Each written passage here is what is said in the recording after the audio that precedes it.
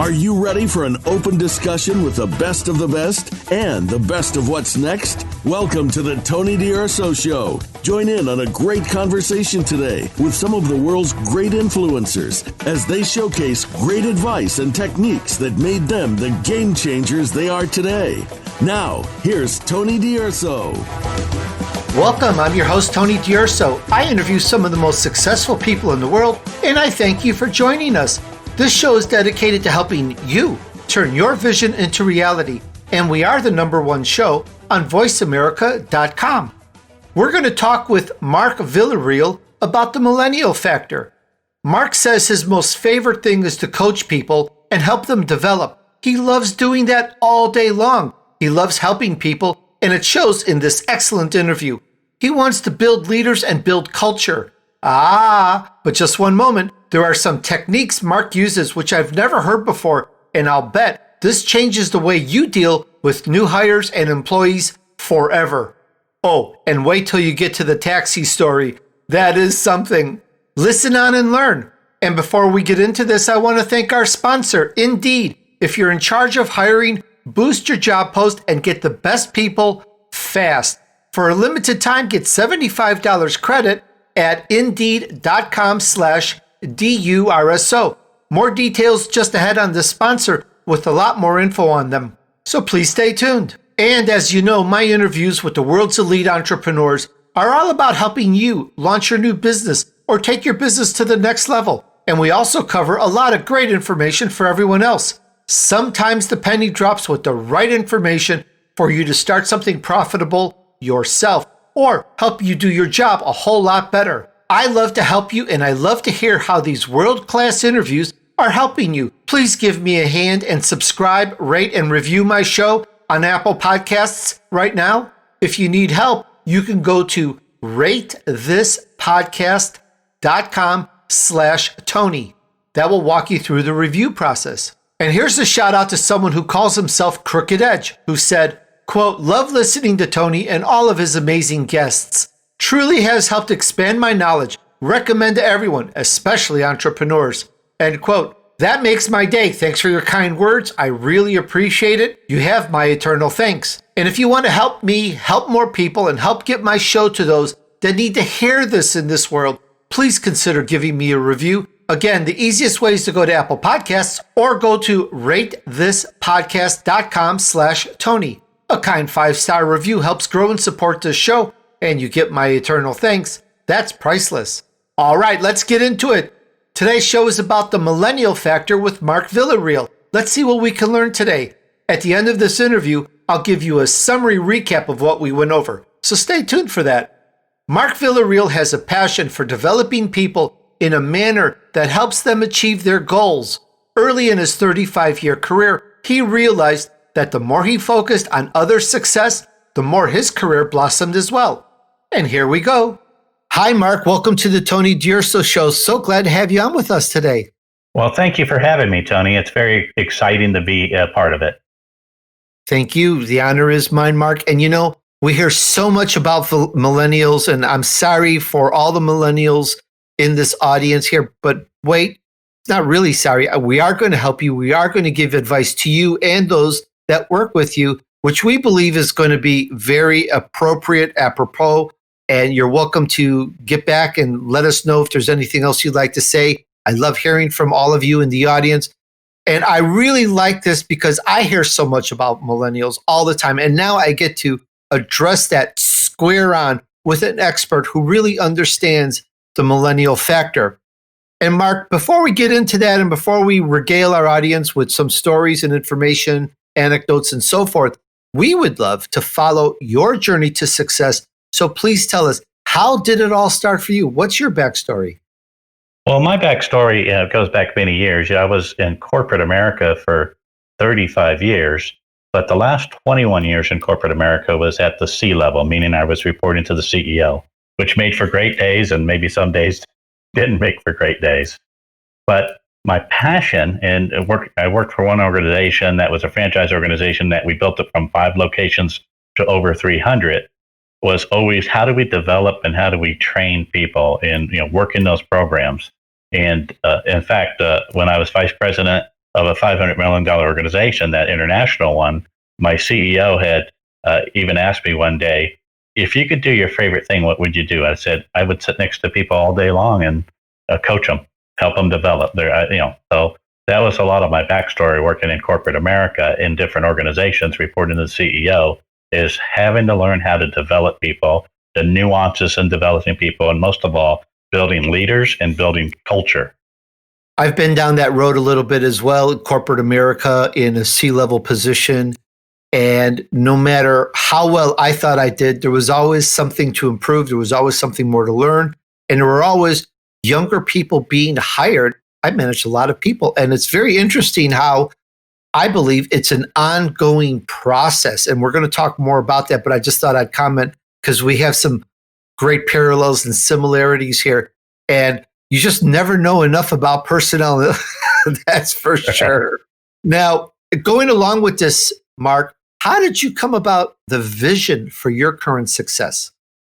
Well, there's two things. One, it starts a little bit, actually, probably prior to my backstory. My second book's called Leadership Lessons for Mom. And so I always quote that my mother was the best leadership coach who chose to be a housewife. So it tells stories of me growing up from childhood all the way till her death. But she was just always big on character and building the things that really helped formulate me to be a leader. And she was always big on, her term was pay it forward. And she'd always encourage that leaders lead with humility. So she was quite an inspiration. And obviously, I'd love to have her today. She's passed away. But that's what drove me. And her big thing was about paying it forward and develop others.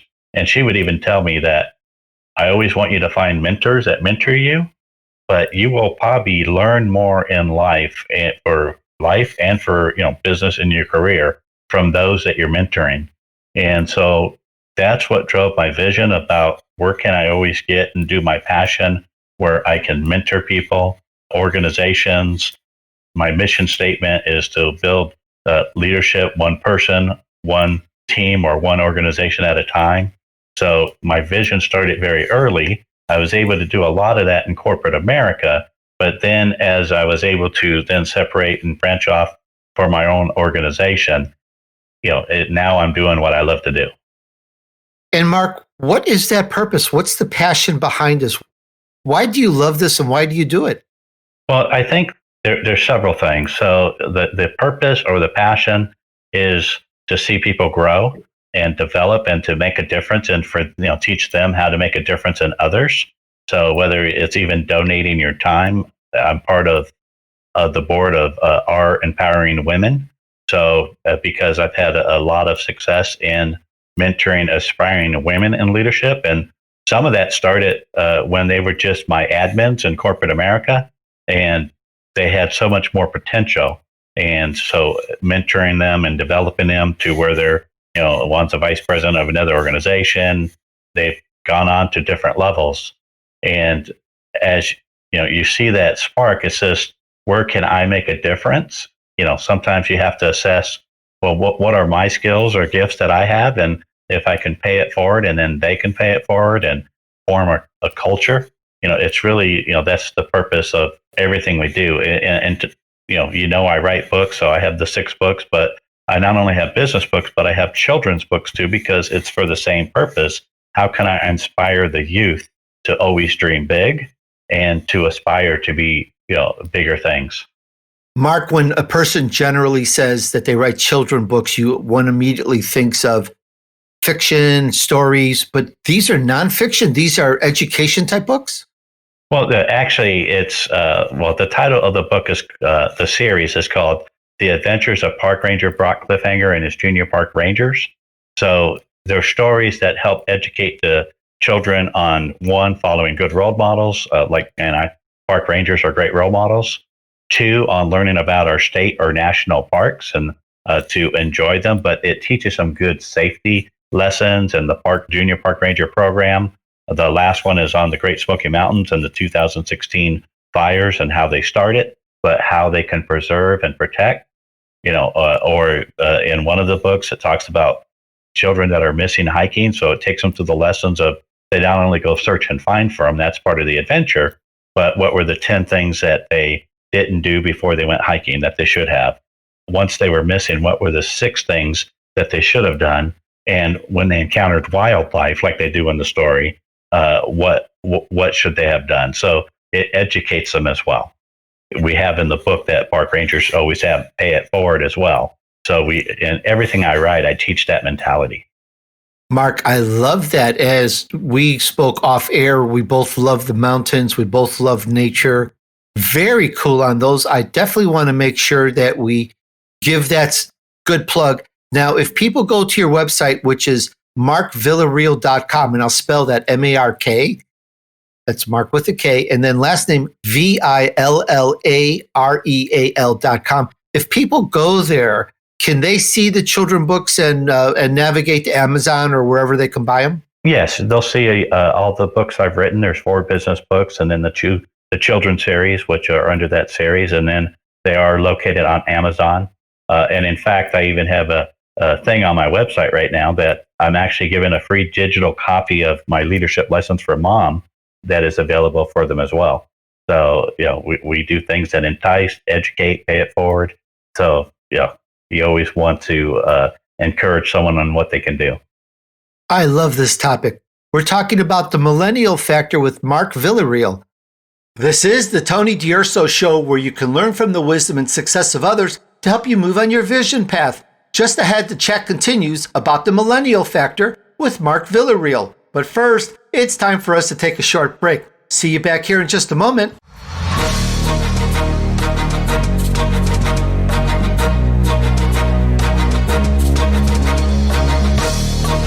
We were all blindsided by 2020. Businesses like yours are adapting as best they can, including how you hire. If you're in charge of hiring during this dramatic change, Indeed is here to help.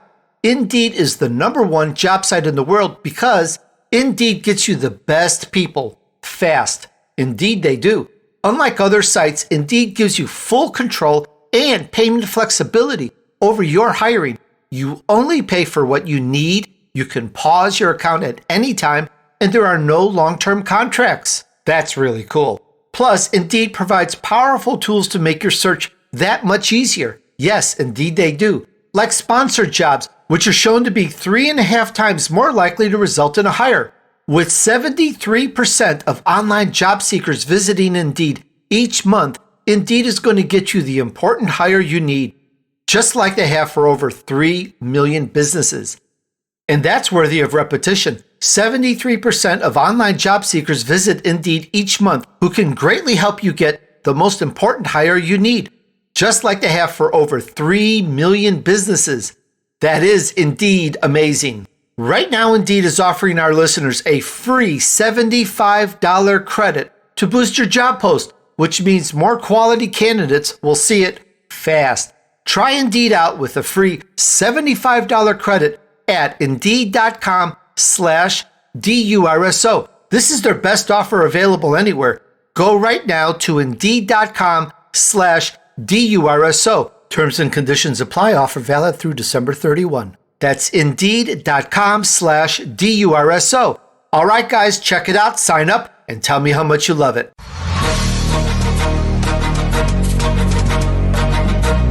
You're listening to the Tony DUrso Show with key influencers. We'd love to hear from you via email. Be sure to send questions and comments to Tony at TonyDUrso.com. Now, back to Tony and his guests.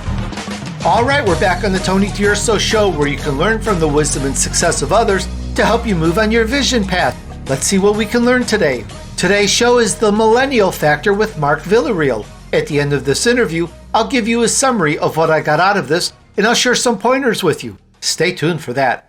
It's with a servant's heart that Mark has helped employees and managers reach their next level of success. He's assisted in developing consultative sales, executives, managers, and business leaders. All right, and now back to the chat with Mark. Mark, let's go over perhaps some myths, truths, half-truths about millennials. We hear so many things. Some of them are not true or not really true. So let's kind of break some of this apart, please. Certainly. Well, to start, so I always say, let's take a step back. Understand that millennials will make up 70% of the workforce, soon. So that's why you're seeing such people speaking, wow, here are these things, because it is a big influx. But with the different age groups that are out there, and I'll identify myself as a baby boomer, with each of us, there's differences because it's how we were raised, what era we were raised in, that bring those differences. So one of the first of the myths that you always hear is that they're just really different. Things that are important to them aren't important to us in these other age groups. And when you really dissect it, and I've had success working with millennials, and so the book is real world because of my experiences and how I've taught others to work with them as well. Is if I took the top 10 things that are important to me, and then the top 10 things that are important to the millennial, the 10 items are the same, but the order of importance is different. They're big on what is the purpose of the company I'm working for. That's usually up there. Like number one, what is the reason of my existence in this company, and what are the values of the organization? Where as a baby boomer, is we were coming into the workforce, it's give me a job with great stability, and what am I going to get paid? Well, those are still important to the millennial, but they're not upfront like they were for my age group. Understanding that then allows you how to manage them. The other is that they're difficult to manage, and I will say that they're actually not difficult to manage.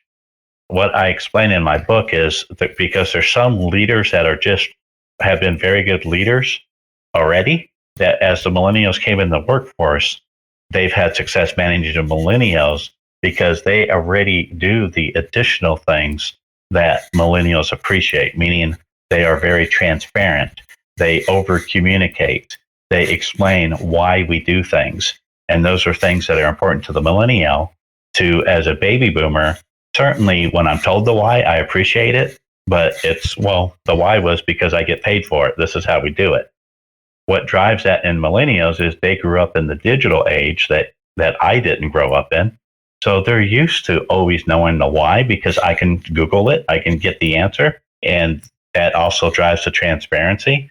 But great leaders already over communicate. In fact, I was working with a company yesterday where I was teaching their leadership. Great leaders repeat themselves constantly even, but they are very transparent and they explain the why.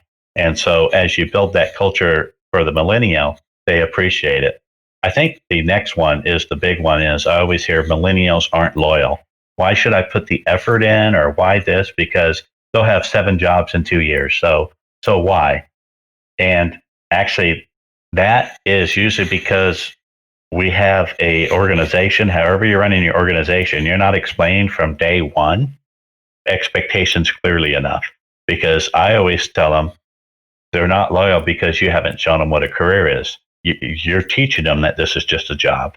And so from day one, and I teach this in leadership, whether it's millennials or not, is how you communicate from day one, how your culture is. I always communicate, hey, here's how I manage. Here are expectations of the job. And then here are our career lattice of our organization of ways that you can grow. And I say lattice because they can grow up, but you can grow laterally as well. And then when you educate, and here are the skill sets that are for each of these roles. So I encourage you to always work with your leadership team on opportunities, but take some self-accountability that if you want to grow in certain areas, because if you take self-accountability and learn some skill sets on your own, you're going to stick out to me. And so what that does is that this educates them from day one. So when they're saying millennials are not loyal, I'm like, well, you need to take a hold and educate all your employees on day one. The half-truths are millennials are entitled. Now, I will say that I've met people in all age groups that sometimes have that entitlement mentality. I would say more with the millennials on how they were raised. This is why you take and you give them instruction on day one. Once I show them the career lattice on day one, and hey, if you want to grow in our organization, this is how you do it. It won't occur that in 2 years they're saying, hey, I should be promoted because I showed up to work on time every day. It eliminates that entitlement on day one, and it sets that culture in their mindset, and you manage to do that. Some may come entitled, and because of the bigger influx, they may be seeing more of them. And I think some of that comes into account that unfortunately today in America is we have both working parents. So sometimes how they're raised might bridge that gap that they might feel a little more entitled, but you can eliminate that from day one. They're not really as different as society or the media makes them out to be. There are some differences with perhaps the way they're raised. They have the internet. They're able to find answers to things a lot easier than you and I did. When we were growing up, to, as a little comparison, probably you were the same as I. Could not wait to move out and make it on our own. Couldn't wait. When I was 17, I went out on my own, got my own place. You lived for that. You wanted to be out. You wanted to be independent. But today it's a little bit different. There's the cushy home. And, I think that's great that kids can stay at home while they go through school or learn more about careers and give them that chance. Because I didn't have that chance. I didn't have that umbrella or safety net or whatever of learning a career, going to school, and having everything taken care of. While I did that, I had to make it out on my own. So it's a different mentality. We call that old school, but I don't really know why. It's just a different mentality or mindset of we want to make it, but not necessarily on a career. There's no way at 17 I could have supported myself and gone through school at that age and taken on any career. So there's plus and minuses about it. So I think, for one, that while we're not so different, I think millennials have better opportunity because while they are at home, they can spend 2, 3, 4, 5 years and get a great degree and get it into a great career where they can really earn a lot of income instead of perhaps you and I, we struggled. We made it. We're successful, but we had a different route. Absolutely. You mentioned 17. When I was 18, I moved from Cerritos, California to Palm Springs. It's like how, that was far away enough that it was like, because it gave me that. And I think in some ways you look for your independence, and some ways I moved away just to motivate me that I'm going to go make it. If I'm not here, if living on the next block was too close, that I could reach out, and so it was some things I did to maybe motivate myself, by moving that distance. And that's exactly right. I think that millennials do have some great opportunities and to take advantage of if they're able to do this and get the degrees and that. But part of their upbringing then is, okay, then how do you where do you take that from there? But some of the truths that I would say, Tony, or the first thing I say about millennials is that I will tell you that I think they're the most courageous workforce group out there. I see no fear in them and working with them, and to the fact that that's almost a danger. So I would say this, because they always had quick answers, internet, and they race to things. So I say there's many times I would have to hold them back more than push them forward. And in other words, because they would take a shortcut. In other words, let's realize. And I always had a term. In fact, I would hang up signs in their desk areas that say, stop, look, and listen. Because my mom used to tell me that, but it was really helpful with millennials of stop for a moment, look around at your environment and what you're proceeding to, and then listen to the coaching that you received to know that you've understand it before you go do what you're planning to do. So I used to have to slow them up more. And by doing that, I actually saved them time on their development. But the other truth is, I mentioned that they're, value driven. The workforce balance. If you have a company that your values, and we talk about trust and honesty, those should be a given as values. But work-life balance. We want to have fun on the job. Here are some of the values we want to live by, and here is the mission of the organization. And if we drive this, we can truly have a purpose and make a difference. That is the first things that attract them. And some say, well, they're not attracted by money. Money is just not as important. But if you give them these other things, and I mentioned before, the truths are they do like transparency. They like to understand the why, and it actually motivates them when you educate them. Here's why we're doing this. and they appreciate the over communication, that's when they become loyal. And then money does make a difference to them. These are some really good points. Really gets the mind going on this workforce. 70% of the population, I believe, is what you said. This is the Tony DUrso Show, where you can learn from the wisdom and success of others to help you move on your vision path. Just ahead, the chat continues about the millennial factor with Mark Villareal. But first, it's time for us to take a short break. See you back here in just a moment.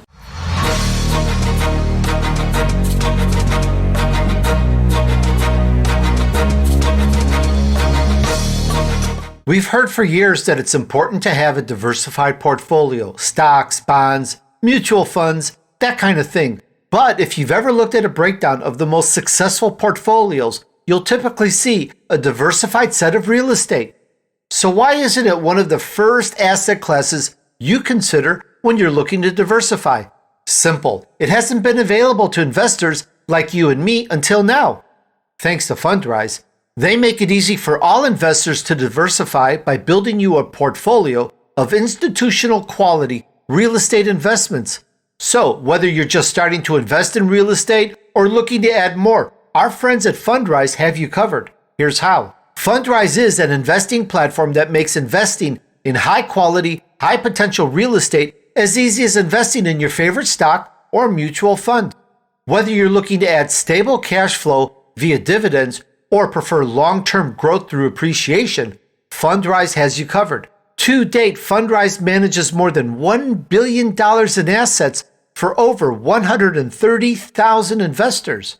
And since 2014, the Fundrise platform has averaged 8.7 to 12.4% annual returns. And investors have earned more than $79 million in dividends alone. That's $1 billion and over 130,000 investors in just 6 years.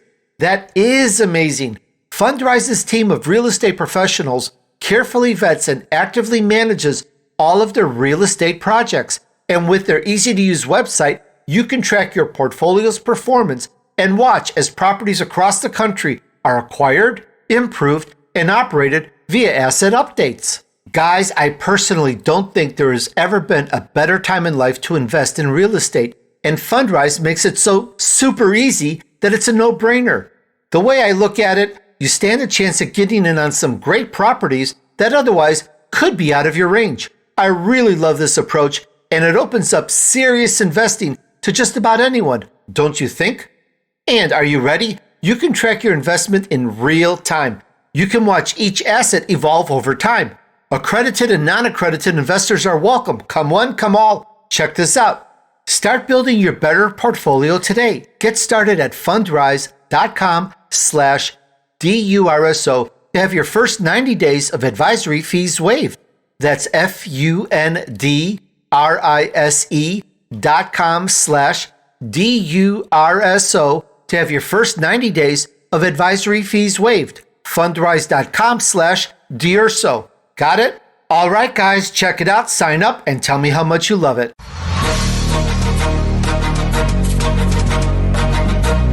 You're listening to the Tony DUrso Show with key influencers. We'd love to hear from you via email. Be sure to send questions and comments to Tony at TonyDUrso.com.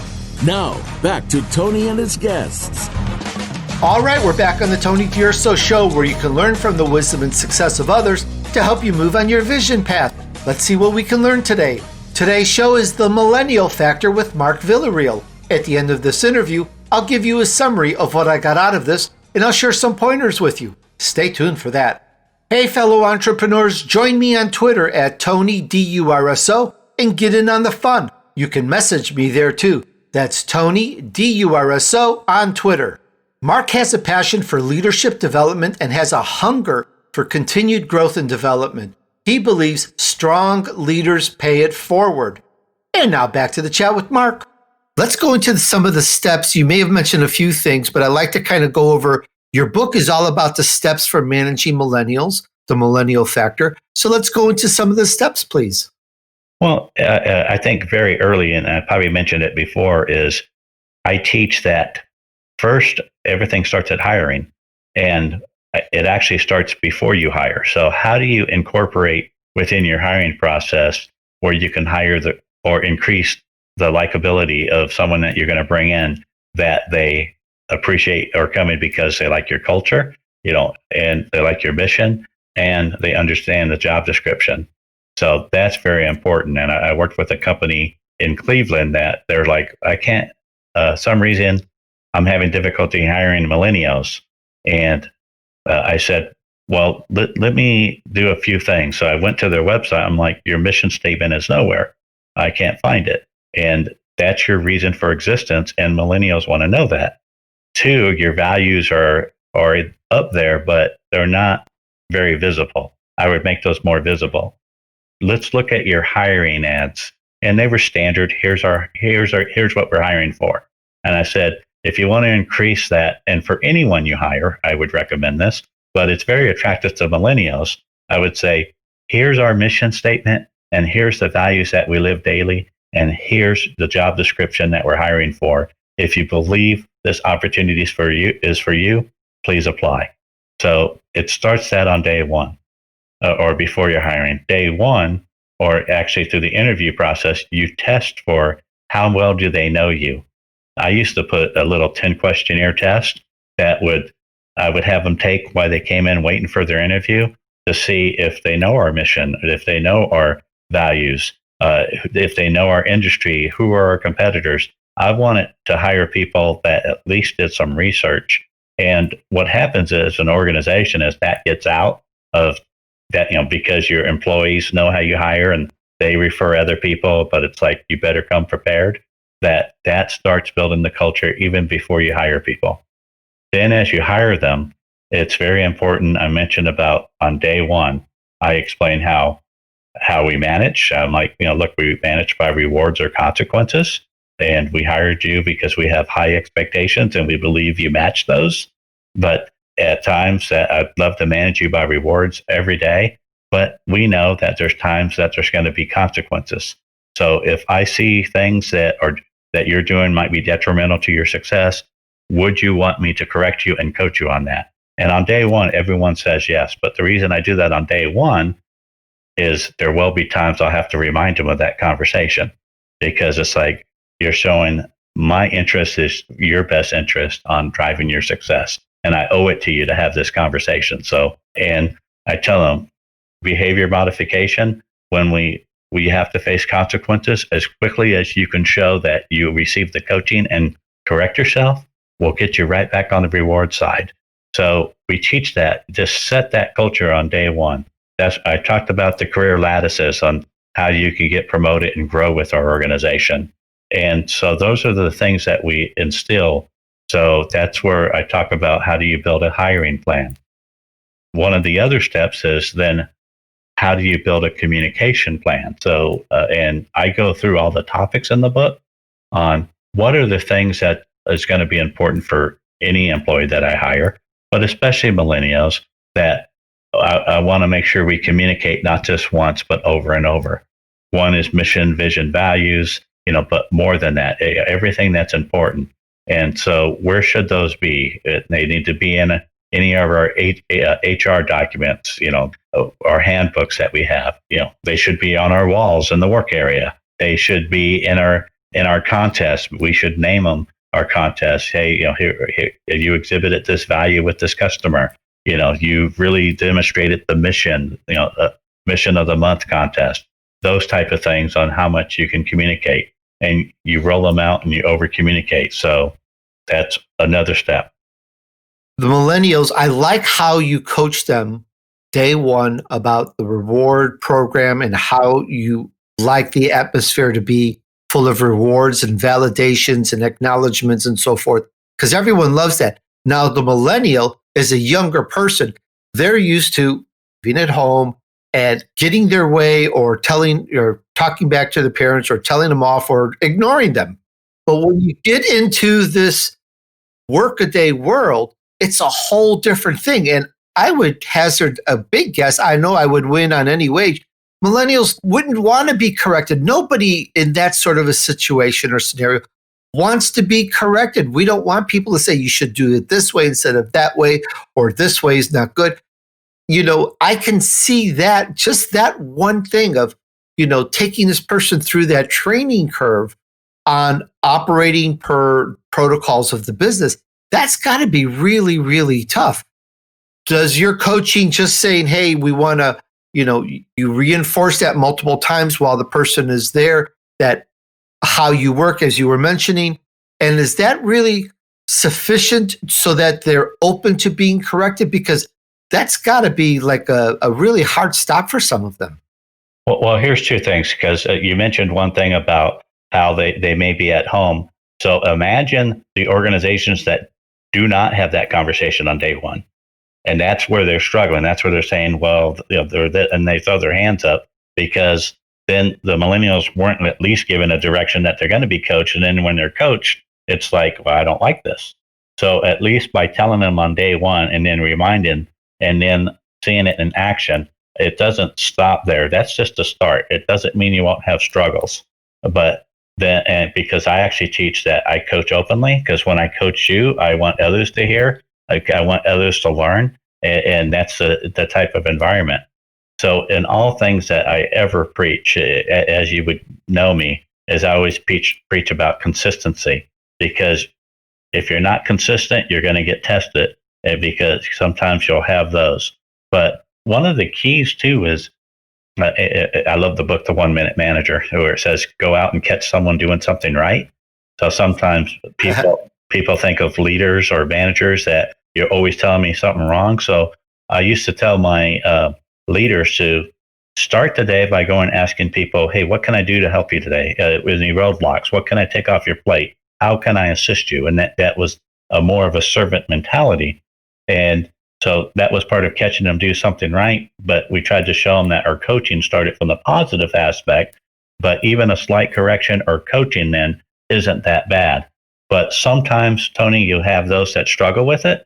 So there's two things you can do. In fact, I had someone that had a team of 4, small team, but he said, I'm trying to give everybody equal time, equal rewards, and they're not buying in. I said, find one that you think will buy in if you have a conversation, and give him the benefit of your time and energy and reward him heavily until the others start saying, hey, wait, how come you're giving him more time? How come you're giving him more energy? And it's like, because what I've asked you to do, you haven't. And if you're willing to play along, these are the rewards that you can receive. And in fact, that's one of the conversations too I teach on day one is I tell people, I will give you every benefit of my time if you give me every benefit of the effort. But what I'm looking for is, when I coach you, I'm looking for you to correct yourself. And when you correct yourself, I'll keep giving you my energy. But I'll be straight and honest with you that when you stop doing that, you'll see me spend more energy elsewhere, because my energy is important to me. And I want to work with those where they'll make the biggest impact. And so people start recognizing that as leaders, because sometimes you're in that mindset, I got to be fair and give everyone 25%. And I'm like, make your energy where your impact is, and you will see the others then start to follow. Mark, it brings up perhaps a myth or a half myth or whatever you want to call it, of I hear this now and then. I don't work in the corporate world at all and so forth, but I hear this of, just showing up for work. A person wants to be acknowledged and validated and rewarded and given prizes. And it's like, all they do is just show up for work. Is it gone down to that level, or is that just a myth? Well, it has in some. So it's a half myth once again, but I think I explained that. I think most of myths are in existence because we're not eliminating them on day one. And because even before the millennials, the work group prior, I would get frustrated that they would come in on time and clock in, but then they would go get their coffee and then have the morning talk about the football game. And we really didn't see them start work until 15, 20 minutes into the day. And it's like, look, you need to come in early and do those things before you clock in. So it's been with every work group, but because of the influx of people are probably seeing it more. And one of the things I teach, because I tell the story that great leaders have to become great storytellers, because it's not just always explaining, do this, do that. You have to tell a story behind some things for them to really see it from a different perspective. That's why they like the why. This is the Tony DUrso Show, where you can learn from the wisdom and success of others to help you move on your vision path. Just ahead, the chat continues about the millennial factor with Mark Villareal. But first, it's time for us to take a short break. See you back here in just a moment.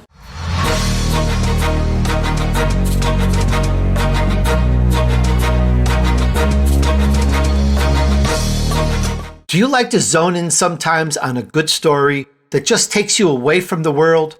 We all need that sometimes, right? Here's a good book recommendation for you. I'm announcing a book that I've worked on for years with my co-author, SKR, and the title is Iman of Atlantis. The Pursuit is the first book, Volume 1. It's a trilogy. We've spent years on this. It's been a labor of love. Get it now at TonyDUrso.com/Iman, I-M-E-N. It's a fiction story of what happened in Atlantis once upon a time, and there are multiple storylines that merge and converge together. Some of the key players are Bomo, Roni of Imanhera, Crown Prince Ivan, Radon, Prince Corin, and it involves the main kingdoms of Karen, Carthinia, and a plot against Bodan. But you really need to look out for Queen Tara. I don't think you've ever run into anyone so cunning, crafty, and evil, have you? Well, aside from Prince Corin perhaps, and maybe some people you read about in the news. But I digress. You would think this has to do with contemporary times, but it was never written for that purpose. This first book is about the love of money, especially gold, and what people and rulers will do to get as much as they can. Get it now at TonyDUrso.com/IMEN. What is the Iman? Who are they? Well, once a powerful race, the Iman captured and dominated every nation and territory on the 4 land masses of Atlantis until none were left. War was a form of sport, and no one presented a challenge great enough for them. It wasn't until they had reached the final conquest when a divine intervention, personified as a messenger, was sent by the Creator to offer an ultimatum. The Iman were given a choice to set down their weapons forever in exchange for the gifts of healing and regain their spiritual powers. Most accepted this ultimatum, and those who refused perished as predicted. The abilities of the Iman? Well, you'll have to read the books and see what they can do. They can do some things that are beyond amazing and beyond our reality. And this is really where the book starts at this point forward. It is absolutely amazing. Go to TonyDUrso.com/IMEN and get The Pursuit. I think it's going to leave you breathless. Thanks and happy reading.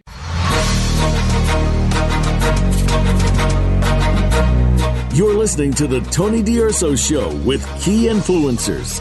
We'd love to hear from you via email. Be sure to send questions and comments to Tony at TonyDUrso.com. Now, back to Tony and his guests. All right, we're back on the Tony DUrso Show, where you can learn from the wisdom and success of others to help you move on your vision path. Let's see what we can learn today. Today's show is the Millennial Factor with Mark Villareal. At the end of this interview, I'll give you a summary of what I got out of this, and I'll share some pointers with you. Stay tuned for that. Hey, fellow entrepreneurs, join me on Twitter at TonyDUrso and get in on the fun. You can message me there too. That's TonyDUrso on Twitter. Mark assists organizations by identifying and establishing strong and successful culture built upon the right foundation of values and principles. It's through proper strategic planning and execution that creates long-term sustainable results. And now back to the chat with Mark. I had that situation in a Denver location. So finally, when I traveled in one day and when I arrived, I gathered everyone together, and we would sometimes have a quick meeting. But I told them the story about, I said, I just flew in and I took a taxi here, but I'm so frustrated because the taxi was driving me here, and then he pulls off the freeway and said, excuse me, I need to run into the store. And he pulls over to the market, but he keeps the meter on, and he runs in to buy cigarettes and get coffee. And they're like, what? And he charged you for that? I'm like, yeah, can you believe that? I said, and then he comes back out, and then he finally brings me here, but I had to pay the whole bill. And they're like, I can't believe he charged you for getting his cigarettes and coffee. And I said, I'm glad you see that point, because I need to bring this back home, because that's what you're doing to us here in this organization. And they actually laughed and said, we get it now, And I said, so when you hear us harp on that, it's really the same mentality of what we want to pay you. We want you to have fun. We want great culture here. And that's why storytelling can add power to any leader, how you can put some things in different perspectives. I like that story, Mark. No, really, the taxi cab driver really did that. I find it so hard to believe. Okay, well, was this a millennial cabbie? No. The cab story actually is false. I made it up to make a point. Do we have to edit this out because they're going to listen to this? Well, I think they know that. I think they realized once I told them, I guess if someone else is going to use that story, then you might. But it's just how can I get the message across where they see it in a different light? Because they could see, if I'm in that cab, I'm paying this guy to get his cigarettes and his coffee, and that's just not right. But sometimes they think corporate America, they don't see it as a person. And at the end of the day, it's every person in the organization. I used to explain that my responsibility is for every employee to run a financially successful organization. And, that means it starts with the little things. We've given some advice to millennials here and there. Is there anything else that's very critical that you feel we want millennials to know? Yes, I would say the first thing millennials, because they are driven by purpose, is before they accept a job with any organization, I teach them to learn that organization's missions and values and make sure that they match up with that before they take the job. Because I've seen, I've worked with one organization where the bulk of the millennials didn't believe in the mission or the values, and they thought they can change them, and it would take leadership down. And it was causing a bad culture situation. I would say second is always learn about the organization's initiatives and strategies and rollouts, and align your goals with that. As a leader, when I see an employee saying, how can I help us with our initiative here? What are the skills I need to learn? What knowledge can I take home today? Is there places or books you recommend that I read? That person's going to stand out to me when I'm looking for promotions or next leaders. So it's very important that they educate themselves and then educate themselves on the career lattices of their organization. Those would probably be the three most important. I like that. And I especially like the career lattice. I think that's a really good concept and a really good piece of training there to get people to orient them on how they can go and maneuver in this workaday world and corporate cultures and so forth. So I like that. Mark, what are you looking to accomplish in the next few years? Well, I had put on my goals to do 2 to 3 books this year. I wrote 2, and I'll have a new one out by summertime, which is working with women in leadership, aspiring women in leaderships, and 5 steps for them for success. So, and that's based on actual reality, on teaching them, take this step, take this step, take that step, and really how to build a good foundation that when they step out there, because you're going to face resistance, how to overcome that resistance. So that's real important to me. And then I want to do my next children's book, and then I have the 3rd book laid out. But that would be a lot to get done in 1 year in writing books, plus what else I do. But really growing, the organization that I have, because I do a lot of consulting with organizations where I go out and I assist with the leadership teams or whatever the purpose, but also to dive deeper into the workshops that I deliver that help organizations grow and really stay apprised. I have one of the hot topics out there where I was just in Alaska working with an organization is emotional intelligence, and that's cutting edge. Even though emotional intelligence has always been around, but it's more of a buzzword for people to understand because of the different the diversity of age groups and diversity of people's backgrounds. It's more important now that leaders understand emotional intelligence. So to just keep growing it forward, exactly like that. I love the fact that you're helping empower women, and I think that's great to give them help in leadership. And you've got a book coming out on that. I really think they need a lot of help. I don't consider them as underdogs in society or in the workaday world or whatever, but somehow they don't seem to always get paid the same when it's on jobs where you've got the same type of job, same qualifications, same everything. So I think that there are some points there to really help. So I think that's very cool that you're helping them with leadership. But it's really growing themselves. What is it, 5 to 8% maybe at most of the Fortune 1000 CEOs are women? Yeah, that's a small percentage. So we have a lot of room for growth. And I state that women have some of the great traits that bring balance to a leadership team.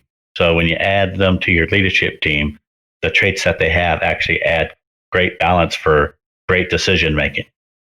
Any personal habits that contribute to your vision success? You're so prolific. You're a coach, consultant, you travel, you speak. What are these personal habits that you feel help you stay successful?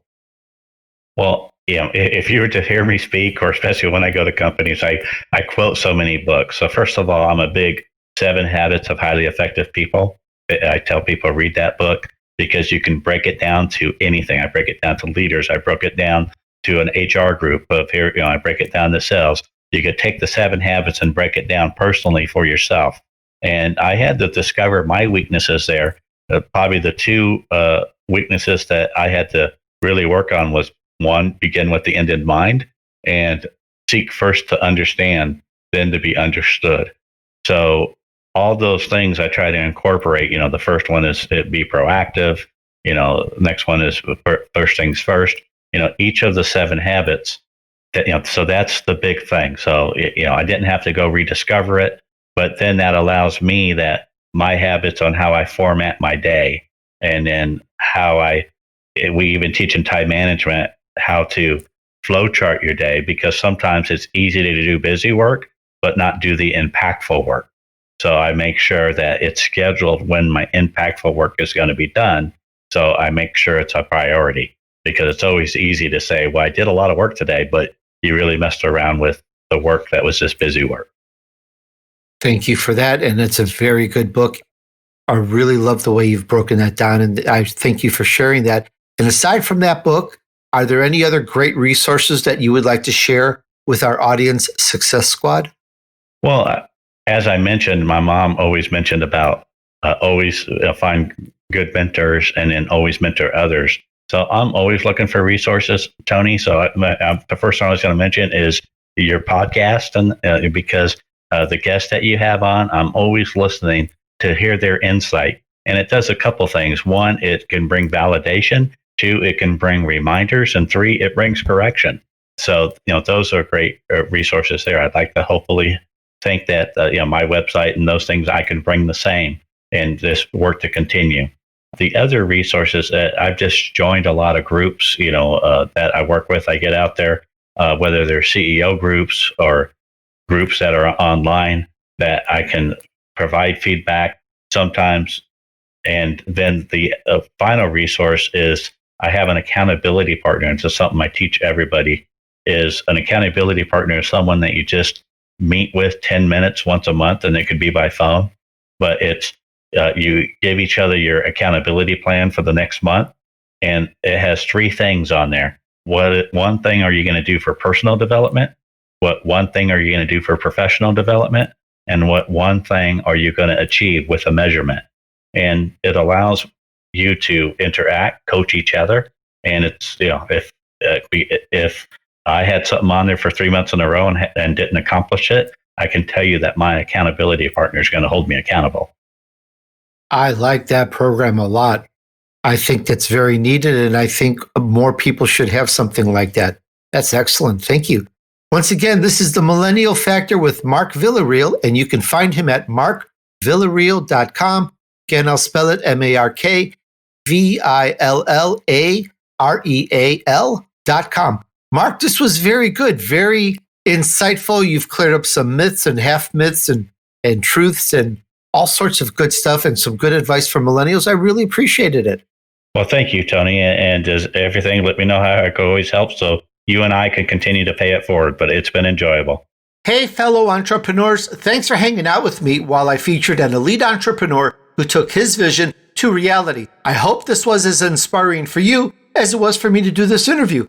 I learned some good things about hiring, employees, the whole millennial factor. Really, really great stuff. I got some great ideas I'm going to chat about in a second. The insights are so valuable. So how did you like it? The Millennial Factor with Mark Villareal. If you could do your favorite thing, what would you do? This is what Mark's CEO once asked him.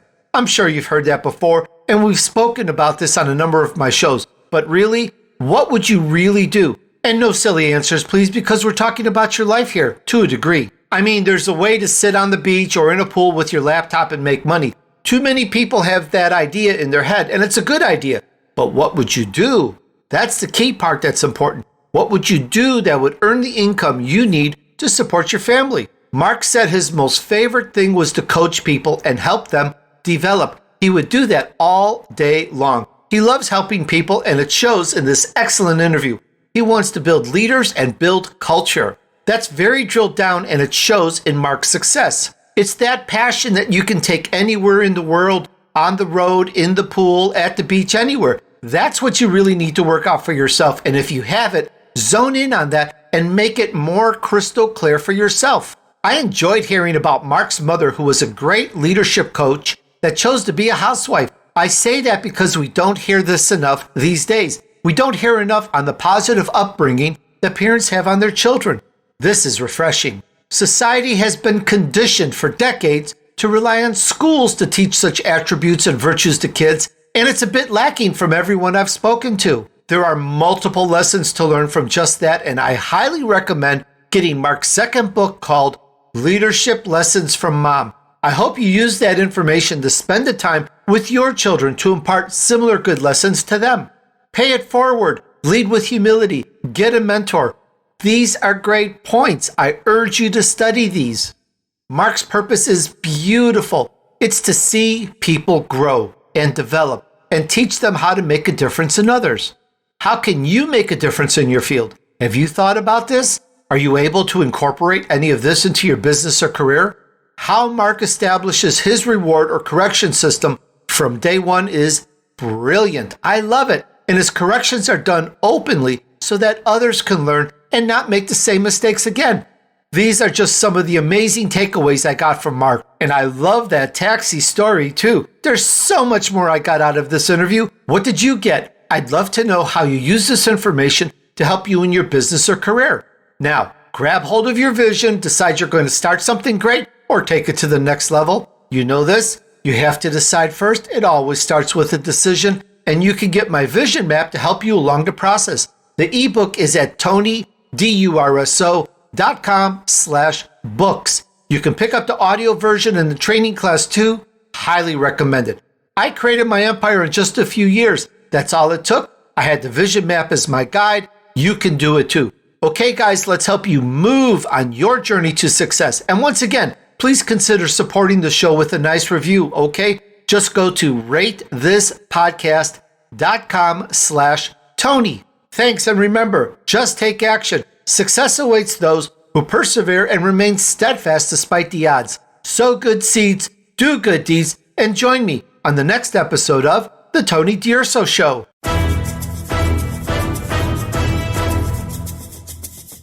We hope you've enjoyed this week's edition of the Tony DUrso Show with his key influencers. Be sure to tune in again next Friday at 5 p.m. Eastern Time, 2 p.m. Pacific Time on the Voice America Influencers channel.